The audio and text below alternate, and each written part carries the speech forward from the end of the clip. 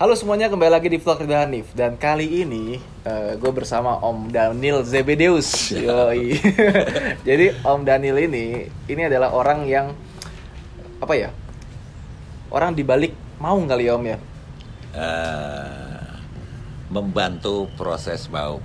Membantu proses pembuatan maung. Mulai dari prototipenya, desainnya, itu semuanya Om ya? Ya, dari sini tempatnya kan. Iya. Mau tanya dong Om? Boleh. Boleh ya? Boleh.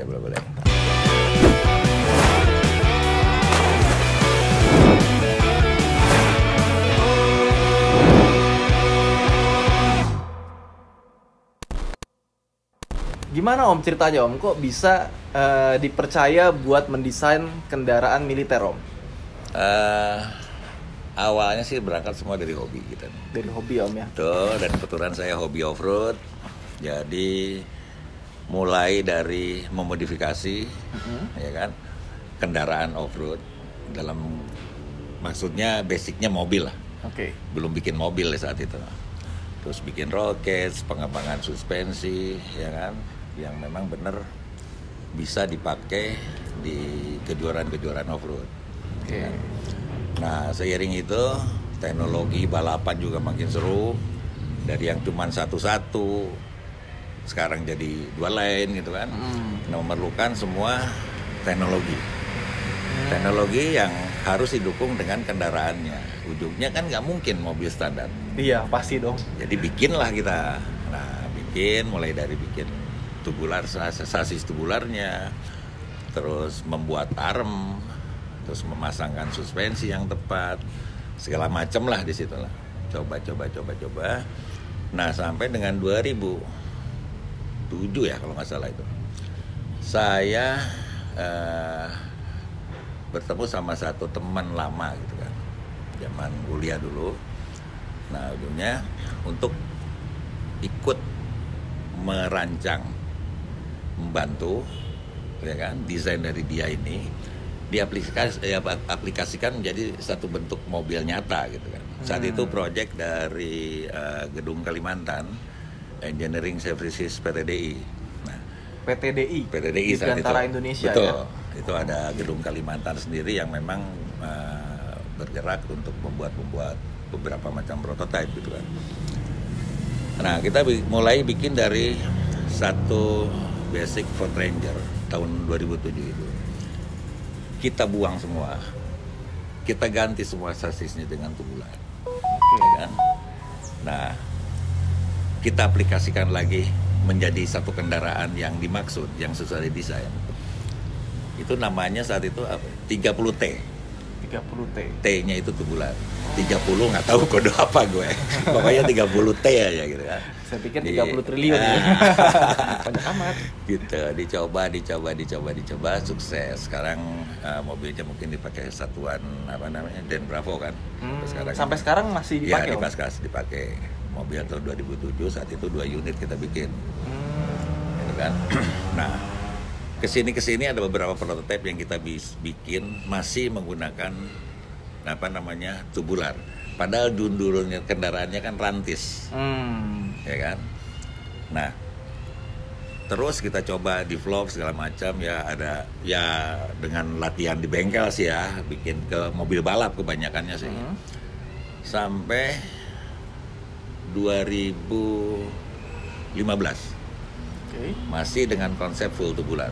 Kebetulan orang yang sama di 2007 datang lagi ke saya. Kita ngobrol deh, kita bantu yuk, kita bikin ini ya. Kita banyak membantu karena saya senang kan membantu pembuatan satu kendaraan taktis yang full tuburan dengan mesin belakang. Gitu. Nah, mungkin ya orang juga tahu sekarang kan kendaraan itu dipakai di Kopassus segala macam. Saya katanya pernah dipakai Jokowi juga ya. Betul. Saya membantu PT SSE dan teman-teman lain untuk sama-sama membuat kendaraan ini menjadi lebih baik lah di cerita kendaraan-kendaraan militer Indonesia, dari 30T, terus ada lagi mobil pemeriksa perbatasan gitu kan, sampai yang terakhir Ataf P6 itu. Ataf P6. Betul. Saya senang, bangga lah, sukses lah itu kendaraan gitu kan. Bangga sudah bisa diproduksi banyak sama SSE kan. Itu kan hasil kerja bareng. Dan siapa yang nyangka kalau itu kan produk anak bangsa sebenarnya kan. Iya, benar. Itu kan. Di-develop langsung di Bandung. Prototipe awal aja. Oke, prototipe awal betul, doang ya. Betul, itu kerja bareng kita, nggak saya sendiri. Jadi desain mereka segala macam kita kolaborasi lah sampai ujungnya jadi salah satu Ataf P6 gitu.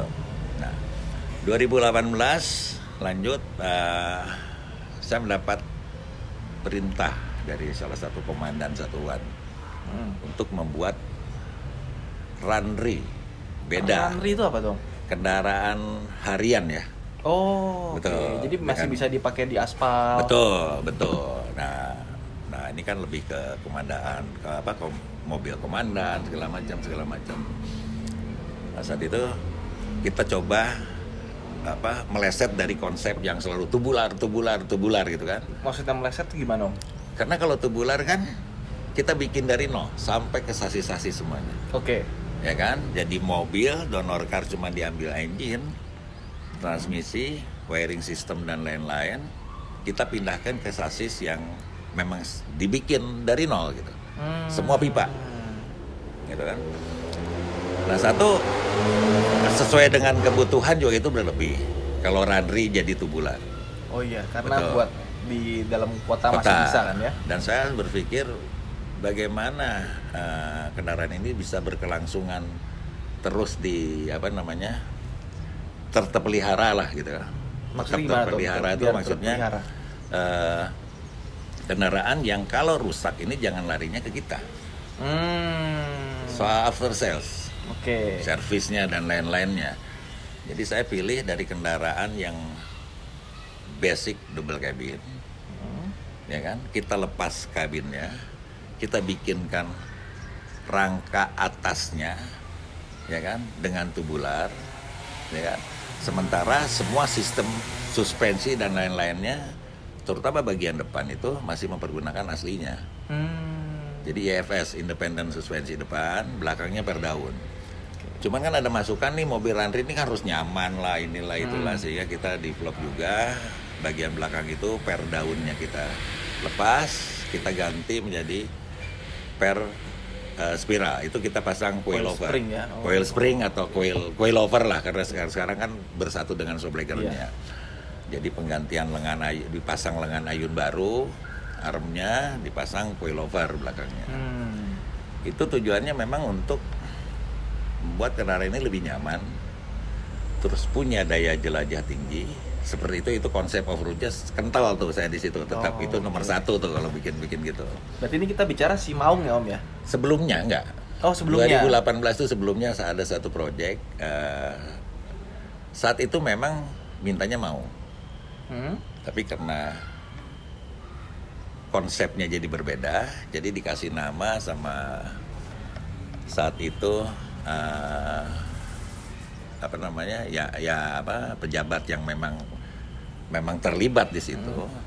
Nah, jadi nama Bima M31. Bima M31. Betul. Gitu kan. Berlanjut itu 2019 ternyata mungkin ya mulai terprogram lah di kesatuan itu bagaimana melanjutkan prototipenya. Jadi 2019 itu dari bulan Juli ya, kalau nggak salah, saya juga dikasih kepercayaan lagi untuk membantu mewujudkan lagi prototipe kedua. Ya, dan itu yang mungkin disebut sekarang Maung gitu kan.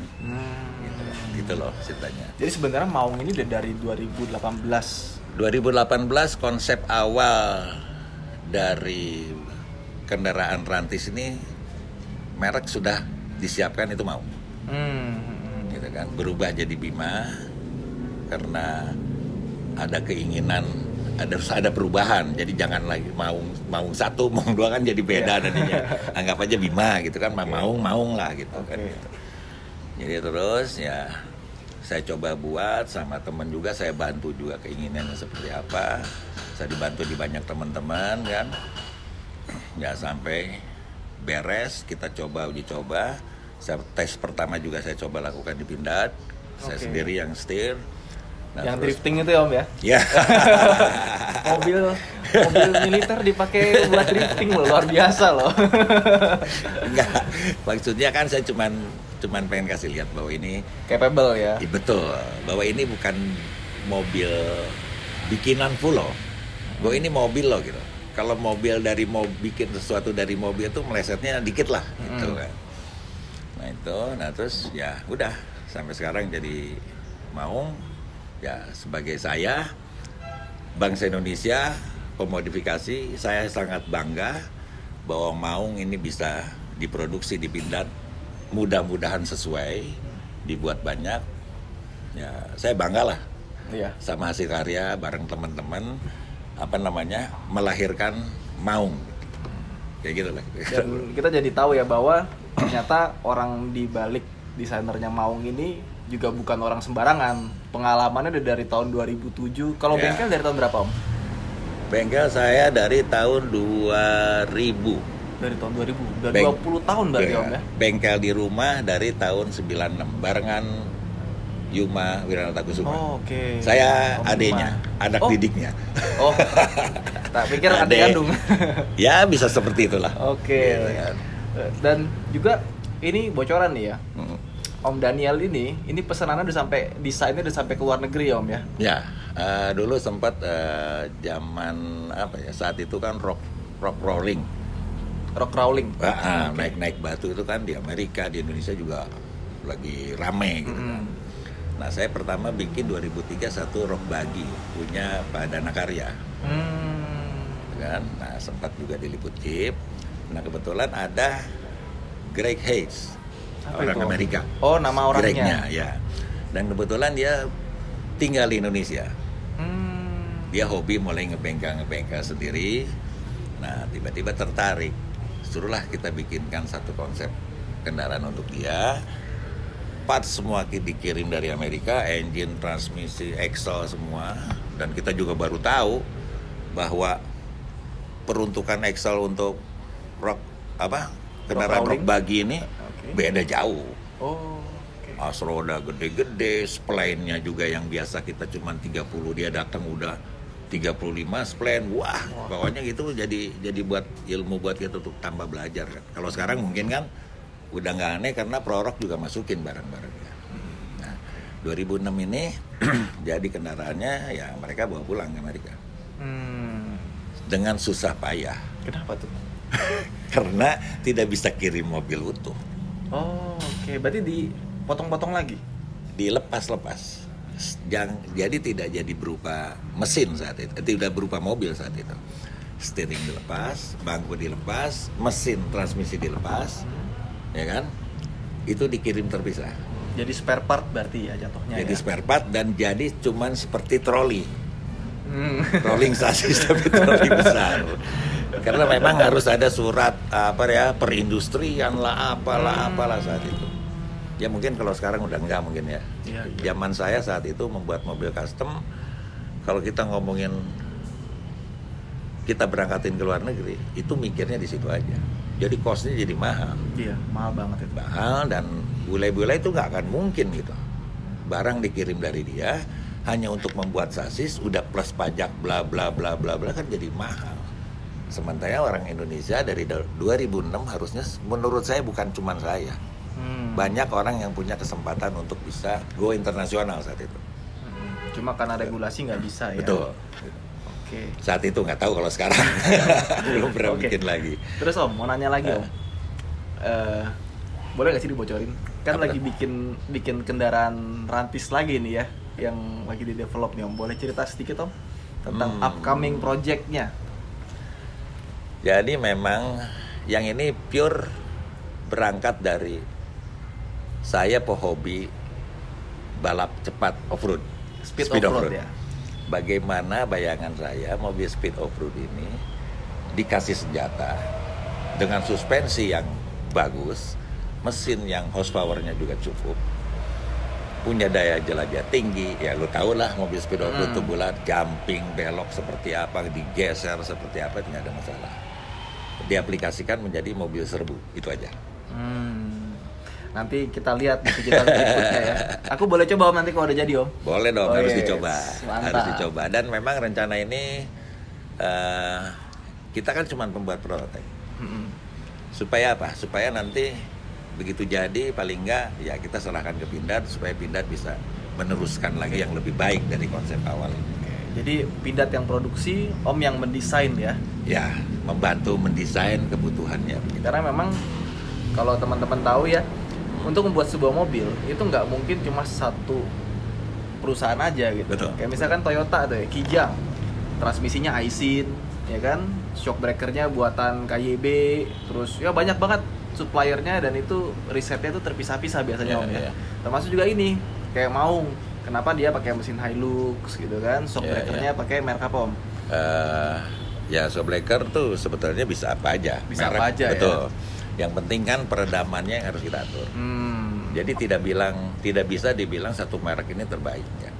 Sesuai dengan kebutuhan. Dan yang namanya teknologi shock breaker seperti sekarang ini itu banyak merek dan semua kita bisa pergunakan dengan baik. Jadi intinya adalah di dalam satu mobil itu banyak komponennya, betul. Banyak yang terlibat.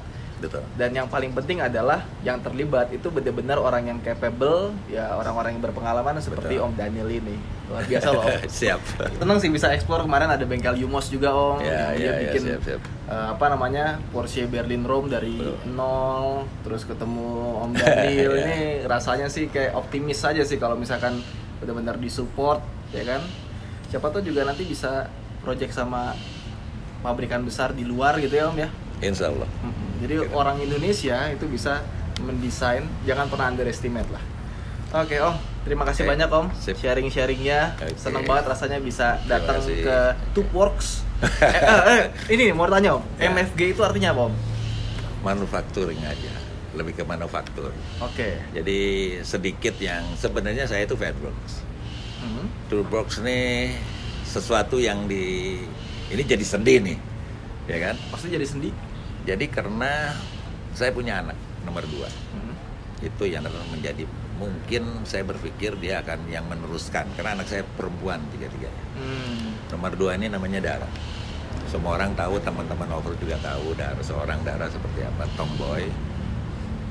Jadi dia menginginkan satu brand image sendiri buat dia. Ya kan, dari dia lihat apa aku pengen ini, aku pengen ini, pengen itu. Ya ujungnya ya keluarlah nama Tupworks gitu. Sebenarnya itu dia sebenarnya. Tapi dia udah nggak ada, ya sudahlah. Kita pertahankan merek itu dan bercucuran air mata juga percuma lah ya. Cuman ya memang ya itulah karya dia, dari mulai maksudnya, dari mulai desain tulisannya itu by dia semua sendiri. Jadi dia memang pengen punya sesuatu di samping papanya gitu. Berduka Om. Siap. Udah lama. 2018. 2015. Ya. Kaget juga dengernya sih. Ya. Oke Om, terima kasih banyak Om. Sip. Ya, nanti kalau prototipe udah jadi tak pinjem. Sip. Oke, itu aja mungkin video kata kali ini. Terima kasih telah menonton, dan buat teman-teman pengen tahu lebih lanjut soal Maung, Om Mobi, Om Fitra udah bikin videonya. Kita tunggu aja. Siap. Duluan mana nih sama video yang kita buat sekarang? Saya Danif dan Om Daniel dari tupworks.mfg. Sampai jumpa di vlog berikutnya. Dadah. Thank you.